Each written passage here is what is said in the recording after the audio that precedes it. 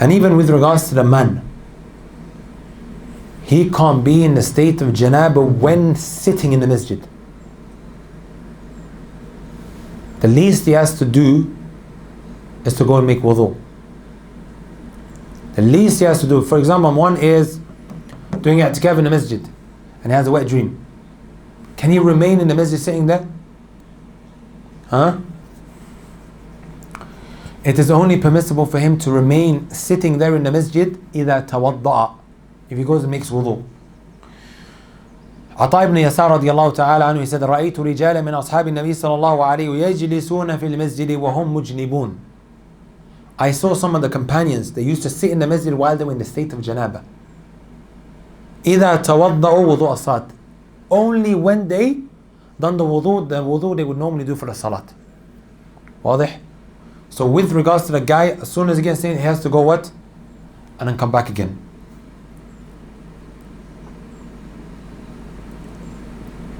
Last issue that we're going to discuss inshallah ta'ala, before we move on to the last line of poetry. Is it a condition that he's fasting in order for his i'tikaf to be correct? It's not a condition.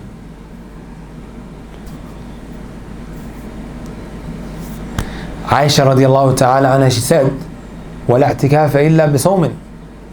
There's no i'tikaf except if that person is fasting. And that was narrated by Abu Dawood. إِلَّا أَنَّ الرَّاجِحَ وَقْفَ آخِرِهِ. This was what Aisha radiallahu ta'ala anha mentioned.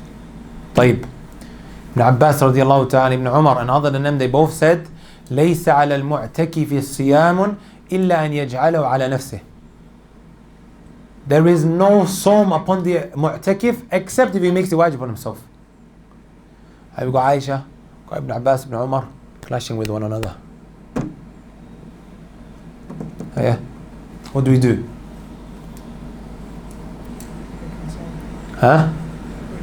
Between the statements of the companions? Or the Prophet ﷺ is Jamil. We have another hadith. Umar ibn Khattab radiallahu ta'ala came to the Messenger sallallahu alayhi wa sallam and he said to him, Ya Rasulullah, inni nadartu an a'takifa laylatan fi masjid al-haram. He said, I made a vow in Jahiliyyah to do i'tikaf for a night in Masjid al-Haram. So he's asking, Ya Rasulullah, shall I carry that out even though this was a vow that I made in Jahiliyyah? He said, فَأَوْفِ بِنَذْرِكَ. Carry out your nadr. Carry out, do it. And in the end of the hadith it states فَاعْتَكَفَ لَيْلَةً. He ended up doing i'tikaf for a night.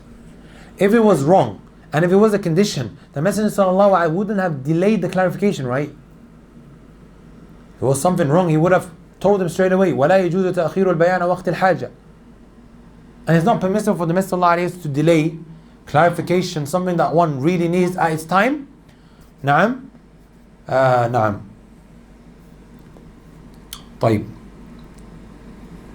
Then the Mu'allif رحمه الله تعالى وحفظه, he says يبطله الوطء كذا الخروج من مسجده دون ضرورة تعين. He begins to now speak about some of the invalidators of one's i'tikaf. First thing that he mentions is يبطله الوطء. If one has sexual intercourse, that is now going to what? Invalidate his i'tikaf. And this is an ijma' amongst scholars. أجمع العلماء على أن الوطء في الفرج عمدا يفسد الاعتكاف. This individual intentionally now goes and he has sexual intercourse with the opposite gender. This is now going to invalidate. And this is exactly what Allah subhanahu wa ta'ala, He said, وَلَا تُبَاشِرُوهُنَّ وَأَنْتُمْ عَاكِفُونَ فِي الْمَسَاجِدِ. Don't do mubashara while you guys are in i'tikaf. طيب. What did I mention the other day? What does mubashara mean? Jamil. Excellent.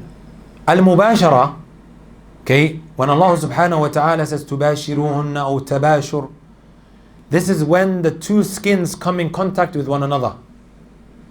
And the highest type of tabashur or mubashir, whatever you want to call it, okay, is to have sexual intercourse. And we mentioned it comes of different levels when the skin of the guy and the skin of the woman, they come in contact with one another. This is why they call it iltiqa'ul basharatain, when the two skins meet. Tamam? And this has maybe 3 different scenarios. This is very important, guys. We can split into 3 categories. When the two skins, they come in contact with one another. First one surah is المباشرة بشهوة ويترتب على ذلك إنزال هذه محرمة ومفسدة. When the two skin come in contact with one another and it's accompanied with what? Arousement, shahwa. And this now also causes inzal, one to ejaculate. Not only is that haram, and it also invalidates his i'tikaf. The second surah is al-mubashara bi-shahwa. He ends up coming in contact with the opposite gender and is also with shahwa. It's accompanied with shahwa. But after kissing, after hugging, after, fondling, nothing came out. What's the hukum of that? It is haram, but is the i'tikaf invalidated? The answer is no. It's totally dependent on what? Ejaculation. Unless he ends up having sexual intercourse. With sexual intercourse, whether it comes out, whether it doesn't, it still invalidates. Then as-surah al-thalitha. The two skins come in contact with one another, لكن بغير شهوة, but without any shahwa. It is not accompanied with shahwa. Okay? For example now, I'm taking something from my wife because I can't. She's brought me some food, or she's combing my hair for me. Aisha radiallahu ta'ala anha, she said, إن كان رسول الله صلى الله عليه وسلم يدخل علي رأسه وهو في المسجد فأرجله. The Messenger sallallahu alayhi wa sallam, while he was doing i'tikaf, he would bring his head out. He's still in the masjid, he would bring his head out and I would comb it for him.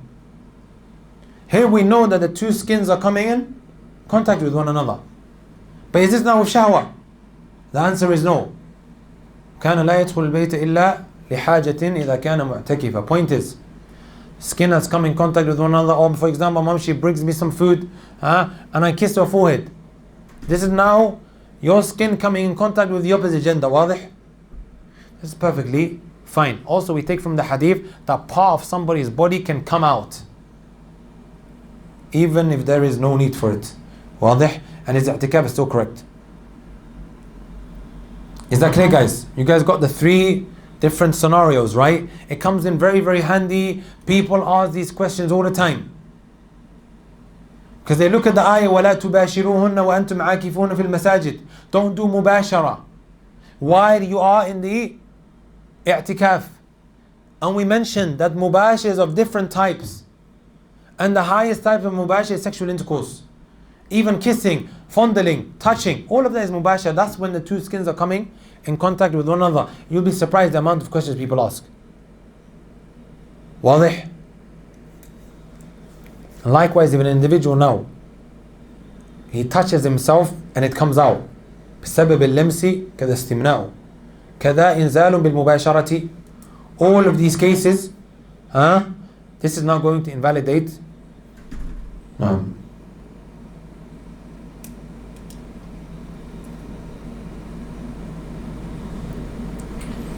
And then the next issue that is discussed is كذا الخروج من مسجده دون ضرورة تعن. Leaving the masjid. And again, guys, you'll be surprised the amount of people who do i'tikaf and they're going out for walks. Some of them are playing football in the cage next door. And they just think their i'tikaf is perfectly fine and normal. It's very, very important. واضح? That we understand these 3 different types of khuruj when leaving the masjid and the hukum, the ruling that it has. First, you have 3 hadith with regards to leaving the masjid. And you find that Aisha radiallahu ta'ala anha, she discussed and spoke about this matter. Whether it was what she witnessed from the Messenger sallallahu alayhi wa sallam or about herself. What she gathered from the way the Messenger sallallahu alayhi wa sallam i'tikaf, and then she applied on herself. The first hadith that you have is the hadith of Aisha radiallahu ta'ala anha. She said, إن كان رسول الله صلى الله عليه وسلم ليدخل علي رأسه وهو في المسجد فأرجله. The Messenger sallallahu alayhi wa sallam sometimes used to bring out his head while he was still in the masjid, and I would comb his hair. وكان لا يدخل البيت إلا لحاجة إذا كان معتكفا. And the Messenger sallallahu alayhi wa sallam never used to enter into the house except if there was a need when he was doing i'tikaf. Pay attention to the end of the hadith. وَكَانَ لَا يَدْخُلُ الْبَيْتَ إِلَّا لِحَاجَةٍ إِذَا كَانَ مُعْتَكِفًا. He never used to enter into except if there was a need when he was doing i'tikaf. There's another narration that Aisha radiallahu ta'ala anha, she said, السُنَّةُ عَلَى الْمُعْتَكِفِ أَنْ لَا يَعُودَ مَرِيضًا. The sunnah upon the one who's doing i'tikaf, that he doesn't visit the one who's sick. أن لا يعود مريضا ولا يشهد جنازة. He also doesn't attend the funeral prayer. ولا يخرج إلا لما لا بد منه. And he only ولا يخرج لحاجة إلا لما لا بد منه. He doesn't leave the masjid due to the need or whatever he's trying to go and do, except if it's a must. Except if it's a must. واضح. ولا يمس امرأة ولا يباشرها ولا يخرج لحاجة إلا لما لا بد منه. Doesn't touch a woman. She doesn't also, doesn't mubashir. We already discussed that. He doesn't leave when he needs something except if it's a must. So this is Aisha radiallahu ta'ala anha saying that. طيب, also a side benefit. If a companion says as-sunnah, the sunnah is X, Y, and Z. Does this have now a ruling of the act being mawquf or marfu'? The poet Hafid al-Hakimi in his Lu'lu' al-Maknoon, it's a poem that has lines of poetry related to mustalah al-hadith. Okay, the science of hadith. It says, وَأَلْحِقًا يَنْمِيهِ أَوْ يَبْلُغُ بِهِ كَذَا السُنَّةُ وألحقا ينميه أو يبلغ به كذا السنة. نعم، كذا من السنة أطلق انتبه كذا أمرنا أو نهينا إن صدر من الصحابي كذا كنا نقر. تمام. If a companion says من السنة, this is from the sunnah, then it takes the hukum of what? That act being marfu'. It's like the Messenger sallallahu alayhi wa sallam saying it. So here the poet is saying وألحقا ينميه أو يبلغ به كذا من السنة أطلق انتبه. Add this to what is marfu'. So now, the fact that she's saying this is from the sunnah, it takes the same ruling as Messenger sallallahu alayhi wa sallam saying something. Also, there's another third narration. Aisha radiallahu ta'ala, she said, إن كنت لا أدخل البيت إلا لحاجة. I never used to enter into except if there was a need. وفيه مريض, and there used to be somebody sick sometimes over there. فما أسأل عنه إلا وأنا مارة. I would ask about him while I'm moving, while I'm walking. So you have these three narrations which speak about, leaving the masjid. واضح guys? Leaving the masjid. So the fact that she said I only used to ask about the stick while I was moving, it teaches us something. So inshallah ta'ala, I'll quickly now mention what the fuqaha with regards to exiting the masjid they mention, or the three different types of cases. The first case is khuruj yunafi al-i'tikaf, a type of leaving the masjid that totally negates the concept of i'tikaf. Like a guy goes, I'm going to go to my business, I'm going to go on, buy and sell stuff, and what's the point of you doing i'tikaf then? You doing i'tikaf, you have to stay in the masjid. So that totally goes against the concept of i'tikaf. Going out, buying and selling, and obviously hada la yajuz. It's not permissible. And this is now going to invalidate your i'tikaf. The second case is خروج لأمر لا بد منه. Going out for something that is important, له منه بد, something important like visiting the sick, and also what? Maybe preparing a funeral. These are very important issues. He can only leave if he made a condition before entering into i'tikaf. Like for example, he made the intention, I'm going to do i'tikaf, but if there is a janazah, I'm going to go to it. If he made the intention before, it's fine. واضح guys? If he made the intention, it is fine. But if he didn't make the intention, that is now going to what? Invalidate his i'tikaf. That's also the madhab of Imam Shafi rahimahullah ta'ala.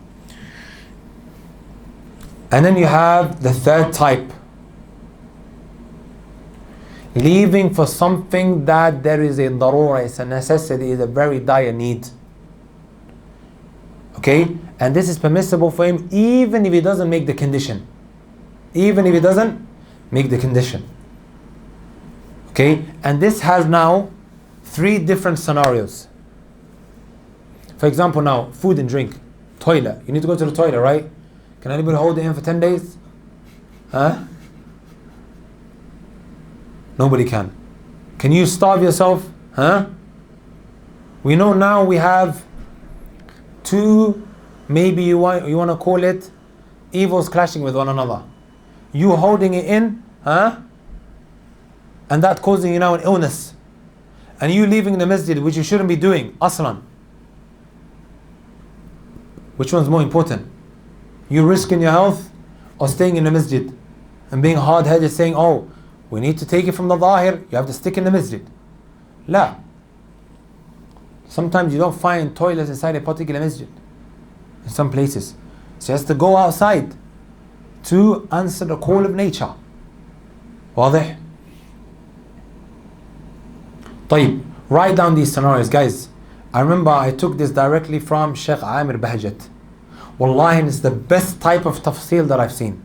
The best way that has been elaborated. I've seen and read so many, but something contemporary that a person can have on the back of his mind with regards to when a person goes out, eating, drinking, whatever it might be.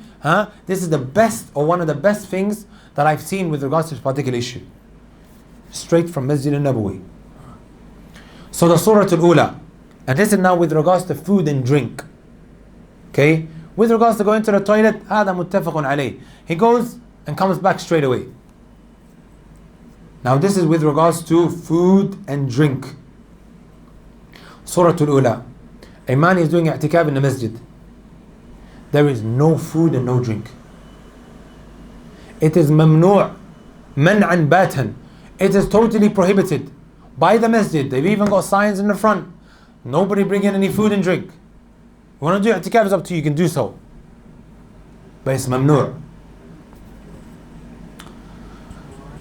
وبدأ اعتكاف. So he started doing i'tikaf. High time of Maghrib kicks in. This guy gonna live on what? Dates and water? Even water he can't bring in. He has to go outside and go get that water. This individual, it is what? And if this guy doesn't eat, he's gonna die. This guy's gonna die. And if he doesn't, there's gonna be a problem. In that case, he's allowed to leave. فإنه يجوز له الخروج.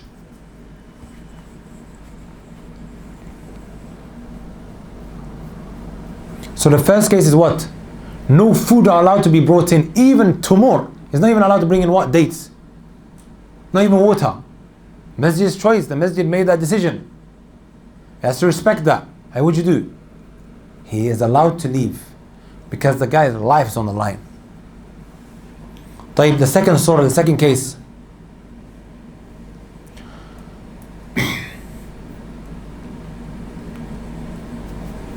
One's doing i'tikaf and the only thing that they bring in is what? Like Masjid al-Nabawi. Dates, water, some yogurt. For iftar, that's what they have. And you're not allowed to take what? Burgers, chips, shawarma into Masjid al-Nabawi. Giving you guys a practical example because many people do i'tikaf Masjid al-Nabawi. And in some masajid, that's the bare minimum that you can bring in. واضح? Some people can live on that. Wallahi, there's people in Masjid al-Nabwi, that's what they live on. A piece of bread, some dry bread that gets brought into the masjid, some yogurt, tamur, dates, and also what? Water. Some people can live on that. If that guy can live on that, we say to him, Akhi, iktafi bihada. Suffice yourself with it. Some people say, Akhi, wallahi, I can't. My body is used to what? Chicken and rice, lamb and rice. That has to enter into his interior. Otherwise, this guy is not going to die, but he's going to have issues. He's going to feel drained out, he's going to feel dizzy, and so on and so forth. واضح? This individual, he claims that his body is not used to it. He is allowed to go outside, have his food, and come straight back without violating the permission that he has to leave. He goes to the mat'am, sits there, as soon as he finishes, he makes his way back. واضح, guys? What do we understand from what Aisha radiallahu anha, she said, إن كنت لأدخل البيت وفيه مريض. I used to sometimes enter into the house لحاجة وفيه مريض. There's somebody that's sick. فما أسأل عنه إلا وأنا معه. I would only ask about him while I am leaving, while I'm walking. Some scholars actually even say that if he stops, his i'tikaf breaks. If that guy stops, goes into the masjid, he goes into his house, he does whatever he needs to do, he has a shower and whatnot, fine, you can stand there. But if he's now walking and then he stops to do whatever else, his i'tikaf breaks. But anyways, some scholars are very tough when it comes to the i'tikaf, where as wajib, like the another one. But with the issue of the sunnah type i'tikaf, they're a bit more easygoing. Point to the matter is, we understand from that وَأَنَا مَارٌ, this little word here, that one cannot take more than what is okay for him. وَالضَّرُورَاتُ تُقَدَّرُ بِقَدَرِهَا. This is now a darura, right? This is a necessity for him to leave. And you only take that which is going to cover your need. Are you with me, guys? You only take that which is going to cover your need. So in that case, it's permissible for him to go eat rice and chicken and lamb, whatever he needs to fill his stomach with, and he comes straight back. The third scenario, there's a man who's doing i'tikaf, and they bring him all the food that he needs. Rice, chicken, lahm. Give him the drink, they give him Pepsi, they give him Fanta. Are you with me, guys? Does this guy really, really need anything else from outside? Unless you're like me, who's a fussy eater, can't eat vegetables, I'm a meatarian. So this guy says to one of his friends, Akhi, you know what, every Ramadan I'm used to eating baklava, and it's called baklava, right? Not the, what's the other one called? Baliklawa, yeah, baliklawa. Baklava. Oh, I'm used to going, every other day I go to Heavenly Desserts, the one on, on London Road in Leicester. Let's go, Fudge Puppy is better. Sorry? Fudge Puppy. He said Fudge Puppy is better, the one on Evington. And his point of the matter is, he said, let's go have a dessert and come back. هذا لا يجوز. This is not permissible. Because there isn't that which is going to cover his necessity outside the house. Sorry, outside the masjid. Are you with me, guys? Do you understand the three different cases with regards to food? And knowing these three cases will make a lot of things clear for you. واضح? Also the Hanbali, they say some of the things that invalidate one's fast is الردة, if somebody apostates, and that's obviously quite clear. Also if a person becomes intoxicated, tamam, if one for whatever reason he decides he went out to buy food and drink, and he ended up drinking whatever, he had some weed or he drank some alcohol, wants to go back and do i'tikaf, his i'tikaf has now become invalidated. واضح? And also they say قطع نية الاعتكاف حتى لو كان في المسجد ونوى قطعه فإنه it becomes invalidated. One, if he makes the intention to stop his i'tikaf. إنما الأعمال بالنيات. أي لا يقبل أي عمل إلا بنية. Someone makes the intention of breaking his i'tikaf, even if he doesn't leave the masjid, his i'tikaf becomes invalidated. واضح? Likewise with regards to fasting. If somebody now makes the firm decision in his chest with his intention that he's stopping his fast. He even goes all the way to the chicken shop. Are you with me, guys? Goes to the chicken shop, and then all of a sudden, oh, it's closed, man. Because the chicken shop owner is sleeping all the way till 2 p.m. in the afternoon. Because he's been praying Qiyam al-Layl throughout the whole night. This guy has what? He's broken it. Even if he didn't put anything inside his interior. So, inshallah ta'ala, alhamdulillahi bi ni'matihi tatimmu salihat. We finished these 25 lines of poetry from the manzuma of Al-Fadfari, may Allah subhanahu wa ta'ala preserve him, which is a poem that consists of 963 lines of poetry. The overwhelming majority, like 870 or so lines, are by the Shaykh called Anwar Al-Fadfari, but the rest are by a teacher in the Masjid al-Nabawi. He added 70 or so lines of poetry. His name is Amir Bahjat. Some of you guys may have seen him online.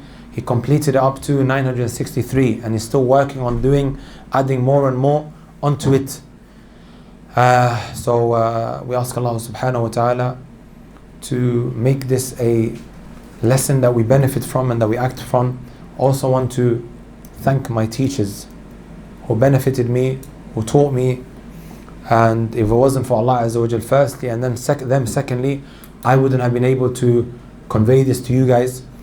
And something that Imam Sa'di rahimahullah ta'ala teaches us when he goes through his قواعد الفقهية. He says وَهَذِهِ قَوَاعِدٌ نَظَمْتُهَا مِنْ كُتُبِ أَهْلِ الْعِلْمِ قَدْ حَصَّلْتُهَا. When he put all of these قواعد together, right in the beginning he mentions these principles that I have turned into a poetry. وَهَذِهِ قَوَاعِدٌ مِنْ كُتُبِ أَهْلِ الْعِلْمِ قَدْ حَصَّلْتُهَا. I took it from the books of the people of knowledge. He ascribed it back to the people of knowledge.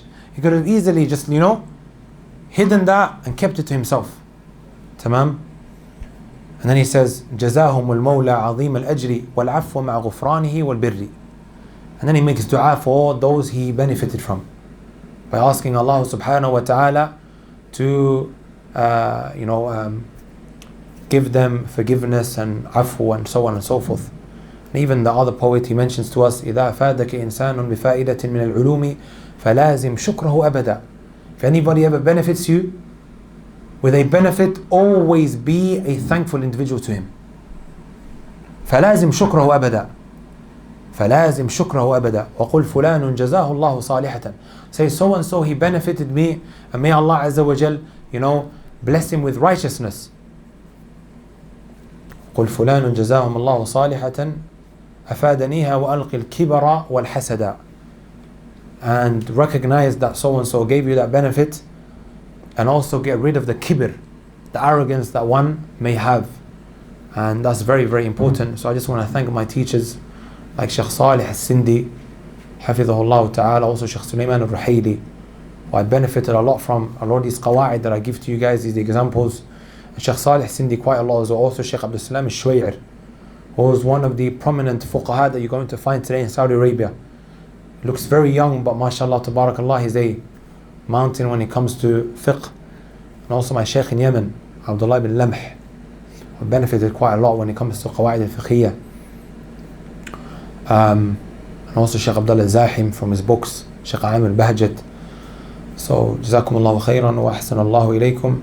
Inshallah ta'ala, until further notice, I'll let you guys know which books we're going to go through, and maybe we'll continue after Eid, inshallah ta'ala, going through chapters of Tahara and Salah, so we can start from the beginning and just go up like that and really build ourselves with a strong foundation and then gradually move up, inshallah. سبحانك اللهم وبحمدك أشهد أن لا إله إلا أنت أستغفرك وأتوب إليك وجزاكم الله خيرا إن شاء الله.